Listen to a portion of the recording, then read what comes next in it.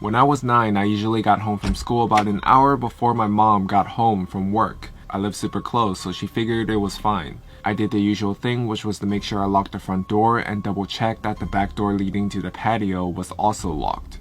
I played as much PlayStation as possible in my room before my mom came home and made me do homework. But on this particular day, while playing, I heard this noise coming from outside my window.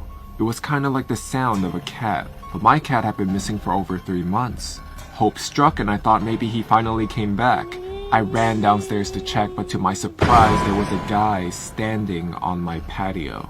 It was a tall man with black hair covering half of his eyes. I could hear him making high-pitched sounds, almost like a cat meowing. A brown liquid was running down from his mouth, and I could see him spitting out my dad's stomped cigarettes. He was actually eating from the ashtray. I screamed so loud that the man must have heard it. He didn't react. He just kept on eating from the ashtray.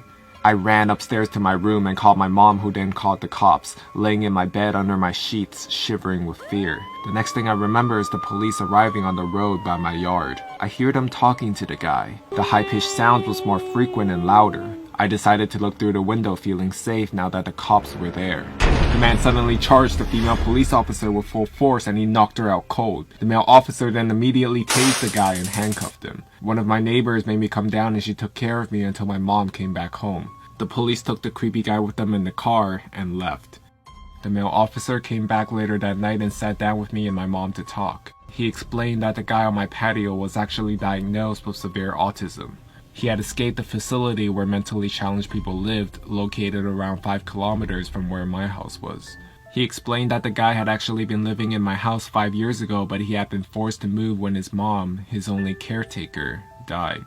The poor guy probably thought he would find his mom in this house. He missed the routines and he missed living there with his mom. The police had to move him from the house that time 5 years ago. This was the reason he reacted the way he did when the police came that day. Still frightened, I told the police officer that he needed to make sure that this would never happen again, and he promised it wouldn't. After a few sleepless nights, my life got back to normal. The years went by and the guy didn't come back. At this time, my mom and dad had moved out. I bought the house from them and I'm still living here till this day. I was enjoying my morning coffee on the patio when I see this random guy stopping on the road by my fence. He just stands there, looking at me. I look at him and give him a nod, and then I hear the high-pitched noises. His hair had turned gray, but the high-pitched sounds made me realize.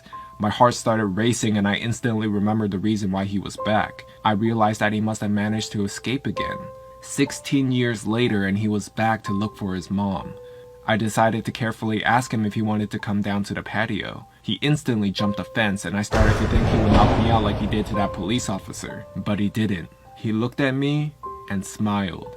We went inside and his face lit up with pure joy. He was home. It reminded him of the life he had with his mom. All of a sudden he sat down on my couch, turned on the TV, and switched directly to the cartoons.